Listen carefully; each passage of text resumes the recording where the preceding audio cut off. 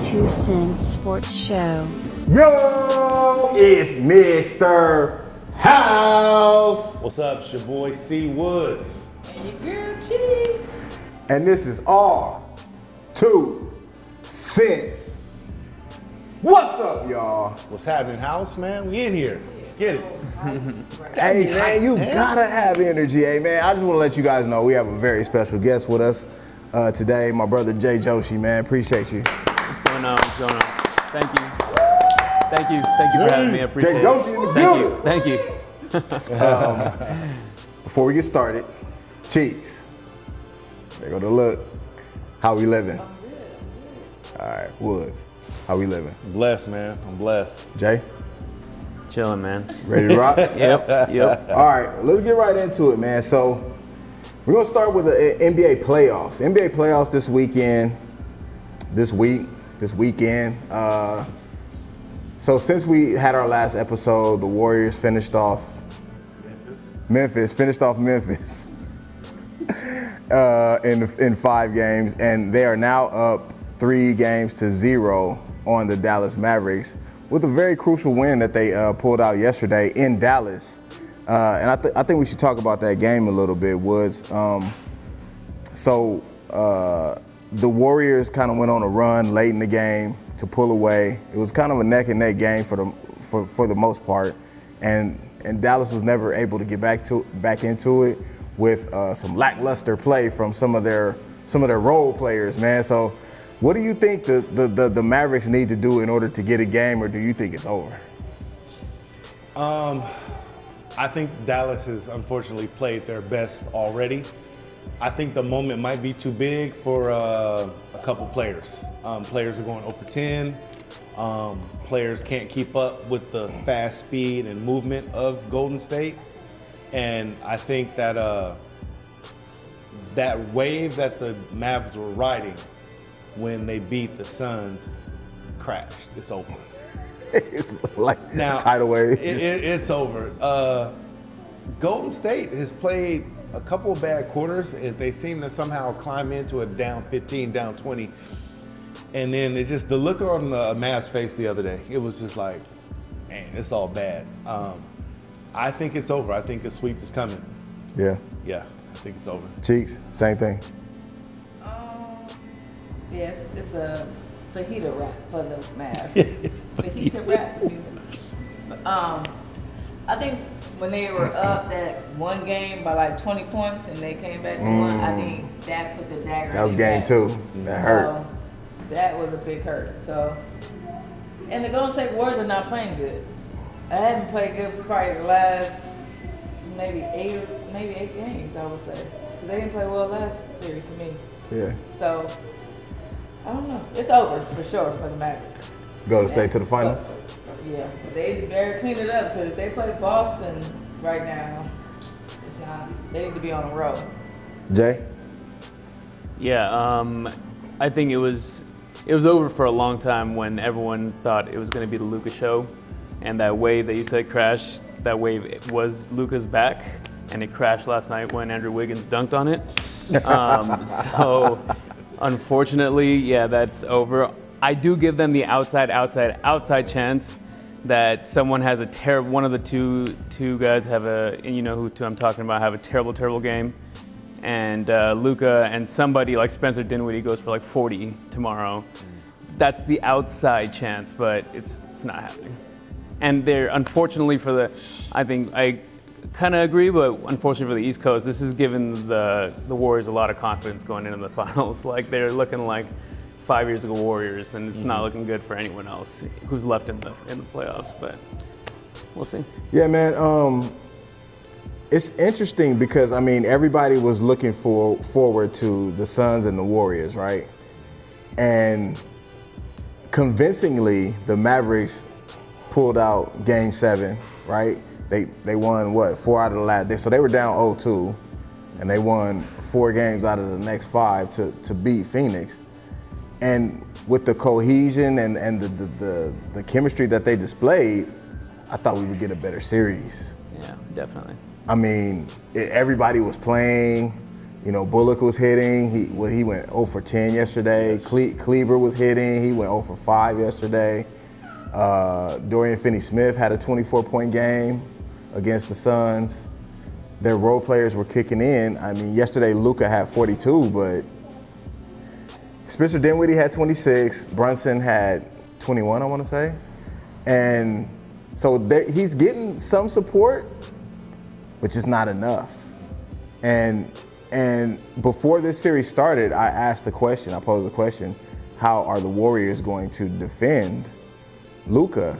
Because whatever the Suns didn't work. You know what I'm saying? I think they tried throwing, they had Mikal Bridges on him for the most part, and they were alternating Jay Crowder and Cam Johnson, which are 3 athletic and good defenders, and he still gave them work. But what the Warriors are doing, hey, we're gonna put Wiggins on you straight up. If you score, you score, and we out. And Dallas is just not able to sustain the level of production that they put out during the Suns, man. And my question is this: we saw Jason Kidd make great adjustments last series. He got to do something this series too. We were calling him one of the top coaches last series. We spoke his praises heavily. I don't know, man. You got to do something. What you gonna do now? What you gonna do now? We were upset. We were upset that the Lakers had let him go. Right. Looking at the great job he did against the Suns, and now they down on 3. He got to show us something, Woods. Listen, I don't think there's any more adjustments. and that's not a knock on J. Kidd. I think he's done well. Something got them up 20. I think I'm telling you, I think it's the movements. Luka's going for 40 and you're still losing. That's not good. You know what I mean? It's the movements. It's the little things, the intangibles that Golden State has 5 people that can shoot. But they all not hitting them. They all not hitting, and like you said, I'm not saying they had a 1 or 2 good games, but they're not hitting on all cylinders yet, which is scary. Well, here's the thing. The thing is, like, and it's people fail to remember that everyone in the NBA is good. Everyone in the NBA is good, and the problem is Golden State's one of the best scramble offense teams. So when the offense comes apart and they're just running around like chickens, they're still like staying inbounds, and like all the role players are just like standing waiting for their turn because 2 people are running at Steph, 2 people are running at Clay.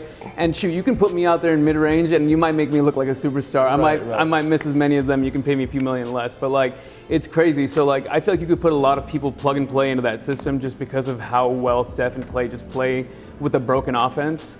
And it still is in sync and it's pretty to watch, but it's just, I don't know, and that's something you can't really game plan against, right? You can do your best as a coach, but then when that starts happening and they go on that run where they put like 9, 12, 15 points up before you blink your eyes, then there's no coming back from that. And usually that happens in the end of the 3rd, 4th quarter when it's almost too late.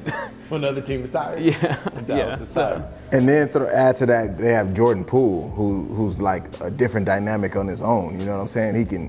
He can spot up, shoot. He can take you off the dribble. He can dribble and shoot. Like it's crazy that it's a testament to, and I spoke to this on our group chat. It's a testament to their front office, general manager, player development is heavy over there. Yeah. I mean, they draft well and they develop their players, and their players become effective players, right? You know what I'm saying? So shout out to them. We got to get into this Boston-Miami series before we move to the next topic. Boston won a game in Miami, game 2 in Miami. Miami turned right around, won game 3 in Boston, and now Boston is up by 30 points in game 4. So talk to me about this series, Cheeks. I'm starting with you. What's your thoughts on this? I know you riding Boston heavy right now. I said Boston's going to win. Okay. You holding on to that? They're just, they have a great coach right now. Everybody's like on a rope over there. It's like, okay, Tatum, there's Brown. I mean, everybody's playing well. They're playing great defense, and their whole team is You can't say everybody's playing well when Jason Tatum had, 10 points last game? Everybody's stepping up. That's what I'm saying. Other role players are stepping up. So if it's not Tatum, it's Brown. If it's not Brown, it's that. Peyton Pritchard? Yeah. Pritchard, yeah. So everybody's stepping up and playing their roles and getting the points that if Tatum doesn't get them, everybody else is getting them. So I think everybody's stepping up, everybody's playing defense, everybody's rebounding, the coach knows what to do. And I just feel like nobody can stop them right now. I just feel like they're on right now. Miami, it's not going to do it. And the Warriors ready to get together because they're not going to do it either. But. Jay? I think Boston's a stronger team than Miami, but I mean, as you see in the games, it's just flip-flopping a little bit. I don't know. I feel like whoever has the last game is going to win it, and in this case, it would be Boston, right? So, I mean, yeah, I think Boston's going to win. I don't know though. I mean, like everyone keeps making adjustments, or people just like stop playing in between games. So we'll see what happens next game. I'm interested to see. Like, let's see how this finishes out, and then let's see what the response is. Because if Boston puts up another strong showing, they're like, okay, it'll convince me a little bit more. But there's just a little too much flip-flop in here. Like, they can't give up that many points to the Warriors and live to tell the tale of 7 games with that. So we'll see, or give that kind of momentum up. So I don't know. They go back to Miami, right? After this. Yep. I'm telling you, if it comes down to Game 7 in Boston, I'm rolling with Boston. I actually am rolling with Boston in this series. But I do not think Boston beats Golden State. A clicking Golden State. You sound like a Boston fan right now, bro. No, I'm a Laker fan. You know I do not want Boston to win. I do not want Boston to win another ring. Please, let us get up 2 or 3 more rings first. But yeah, so it's going to be a knockdown, drag out, possibly last quarter, Game 7. But I think Boston wins that series. All right, so again, I've been singing Ime Udoka's praises for the last couple of episodes, and on my different chats or whatever, I've been singing his praises. But I mean, it's Eric Spoelstra. You know what I'm saying? Eric Spoelstra makes adjustments from game to game, and they're highly effective adjustments. So I know they're down 30 now. Most likely will probably lose this game. They'll probably throw it in pretty soon. I don't see that happening again. You know what I'm saying? Plus, they still have home court advantage. So, right? Yeah, they go home. They beat them by 20. Didn't they play Miami last game? They did. Yeah, they beat them by 20 last game. So what's the difference? What's going to change? Miami won the last game, right? Miami won last game.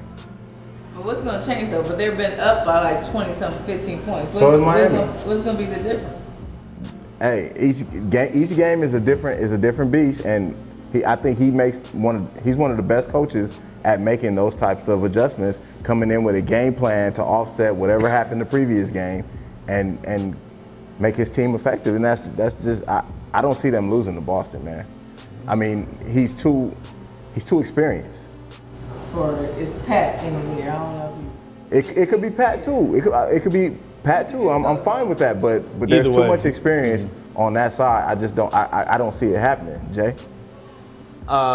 It's just peculiar, like, and this is just my observation that, like, it's really easy to point that there's all this experience, but no one else has pointed out, you didn't point out like any of the players that would make the difference, who are going to be the ones who actually pull the trigger, right? I mean, and I respect what you said, and I agree with it to a degree. Eric Spoelstra is a very smart coach. So if there's someone who can do it, especially against the East Coast team in the Eastern Conference Finals, it would be Eric Spoelstra. And if there's someone with lighting a fire under someone's ass, no one better to do it than Mr. PR. But, it's just, I still think Boston's going to take it just because I feel like they're deeper. I just feel like, and I feel like now this is kind of Jason Tatum's year to kind of do it, get to that next step. It's kind of been going for a while. He's been the Jordan man. He's been a lot of things except for a finals appearance, making a finals appearance. So right. it'll be good to see that. Yeah. And the reason why I did that though is because, I mean, when you think about Miami, they've generally been plug and play, and that's why I didn't speak to any particular players, because I mean, of course they have Jimmy Butler, who's like, the head, but over the last since he's become head coach, they've always been good every year, and it's just been plug and play. No matter what players they have, they've still been good, and they went to the championship 2 years ago against the Lakers, and that team wasn't. People will say, "Oh, it was the bubble that got them there," but look at them now. You know what I'm saying? So yeah, and they've had 3 years now with Tyler Herro too. So I think it's time for him to kind of be more consistent. Of that Absolutely. Super high, because that's what Jimmy's kind of waiting on. So we'll see. Yeah. All right, let's switch it up a little bit, man. we got to get into this, and it kind of hits in your area a little bit. So for those that don't know, Jay is a sports agent, a highly touted, well-known sports agent. And Nick Saban has been in the news for talking about NIL deals, name, image, likeness, and how they're affecting college football as a whole right now. And he's thrown out some names of other coaches. He said that this year he had the #2 recruiting class because Texas A&M bought all of their players. He also talked about how Deion Sanders bought the #1 recruit for this year as well. So, Jay, I'm gonna let you start off with this one, man. What are your thoughts on Nick Saban dropping these bombs, and then talk about what he's really saying about name, image, and likeness, and how it's affecting college football? Yeah. So, whatever he's saying is, as far as like how it's affecting it, is just true. I mean, there are kids who are getting paid big dollars, and naturally there are big egos on teams, especially with kids of high caliber, high profile, and so there will be animosity, and you don't want that to cause division with your team. So that's a concern from his end. What's funny to me is that it's just really peculiar that Alabama's Nick Saban is talking about buying players, man. Come on, dude. Yeah, come on. I went to Oklahoma, University of Oklahoma. Go Sooners. Got our ass kicked by Alabama, by Clemson, name it. But the people who say that this doesn't go on at all the big programs is like, geez, man. Like, those are the ones who haven't gotten caught.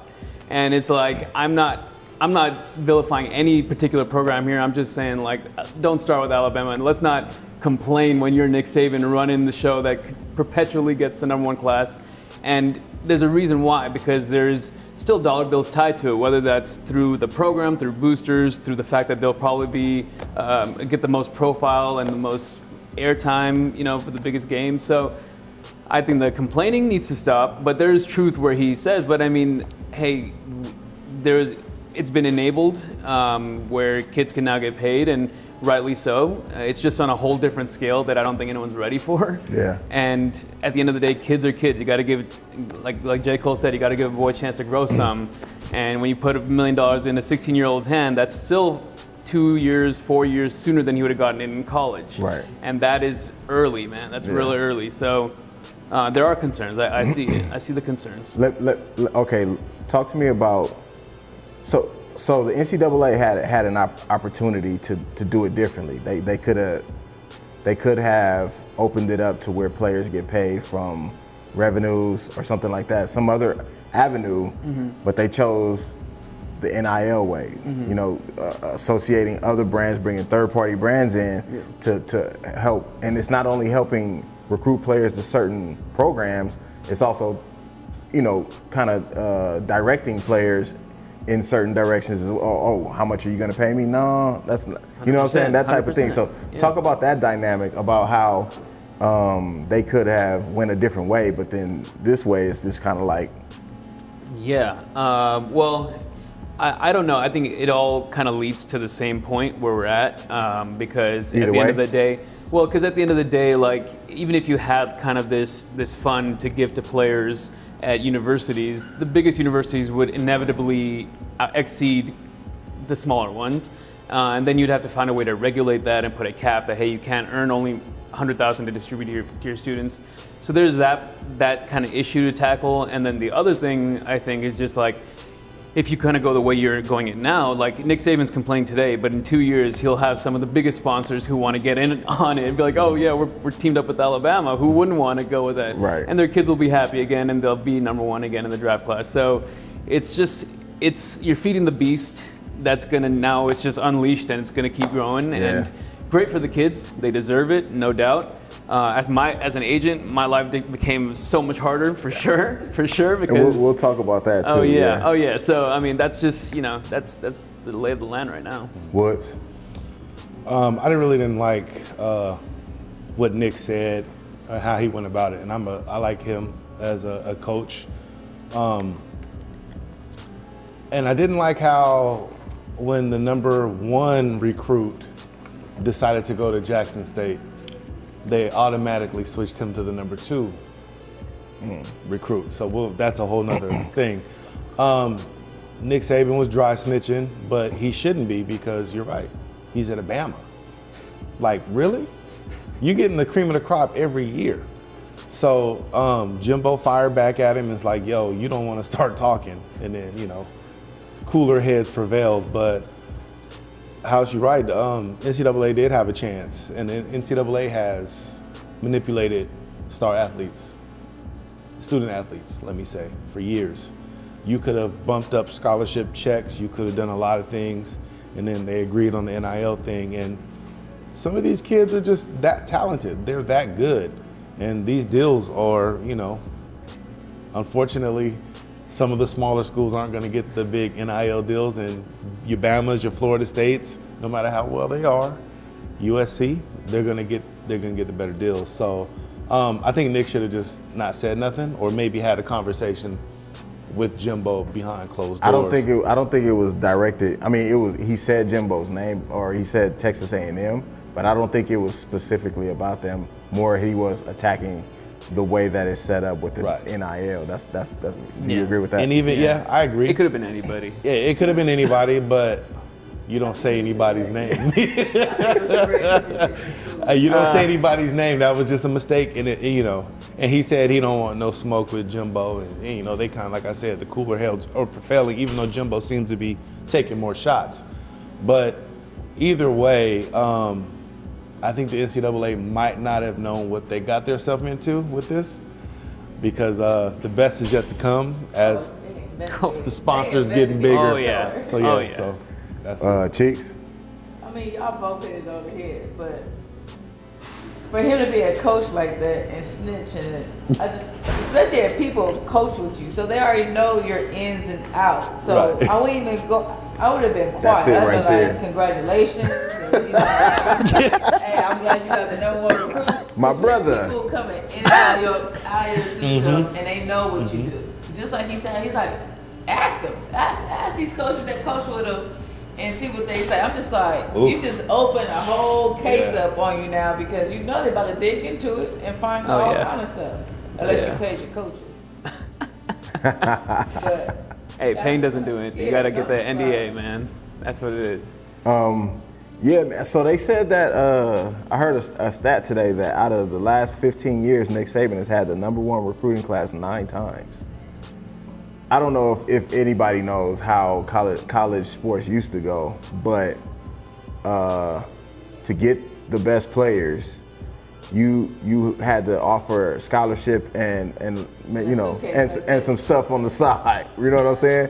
I mean, we've heard about it. You know, packages. We've heard about it a lot of times. We've heard of Chris Webber, Reggie Bush.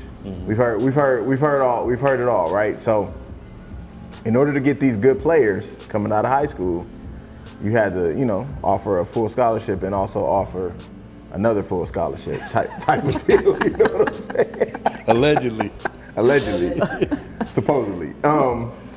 So I mean, and the NIL is only what? This is the second year that has been second it's year been there. Yeah, so this is the first year. First year. Yeah, this is the first year. First year they're fully going into it. Yeah.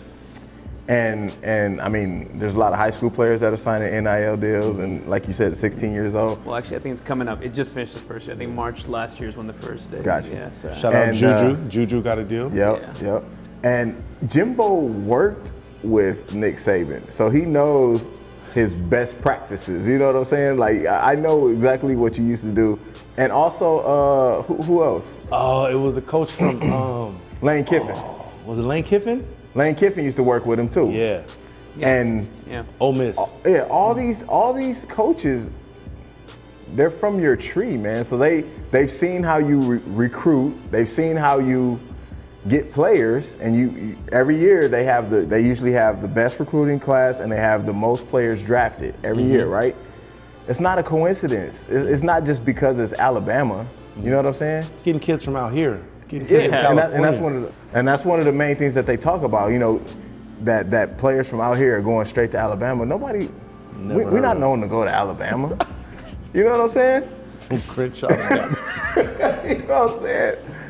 From Watts to Alabama, that's not normal. Doesn't happen. So like, why even why even open yourself up to that at all? And I know he probably regrets it right now, and he was probably just in his bag. But the bottom line is that, and you kind of alluded to it a little bit, the NCAA has been controlling this brand of student athletes for all these years, and now the players have a little bit of power.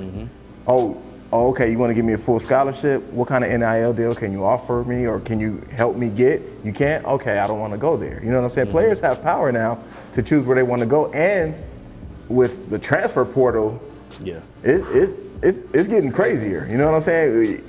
You could have a team this year and have a totally different team the next year. I still don't understand the transfer portal. I still don't understand it. It's interesting, man. But I love it because, you know, the NCAA and all these institutions have made millions and billions of dollars off of the backs of these players for years, and now the kids are getting an opportunity to get paid, because not all these kids are going pro, man. No. You know what I'm saying? It's time for them to get paid for the service that they do. I mean, people are buying their jerseys. Right, exactly. You know what I'm saying? For sure. I don't know. Anybody can hop back in. No, I mean, I think you nailed it, man. Yeah. Cheeks, I know for a fact that you got a shout out. Just every time, man. Every time. Cheeks know everybody, but don't ever have a shout out. Literally. I want to give a shout out to my niece, Zay. There you go. About 2 days ago. She was 20, but she turned, I don't know, maybe she's 15, 16. Shout out Zay. Did you say her birthday was on the 20th? Or did you say she's 20 or she might be 15? 20, Oh. Cheeks don't even know how old her niece is. Woods, you got a shout out? I want to shout out my boy, Deshaun Heiler. Congratulations, my brother. Graduated from Sac State. Yeah. Possibly another year of basketball. Yeah. I'll text and find out where you're going to be at, but a shout out to him, man. A lot of people from J-Dub don't really, accomplish that feat, so. Speaking of NIL, my guy's making moves on that he got side. a nice little deal. He got an FTX deal, so I ain't allowed to talk about it. I ain't going to talk about it. I ain't in his pockets and nothing. I ain't in your pockets, Deshaun, but take brother to lunch, Jay, you got a shout out?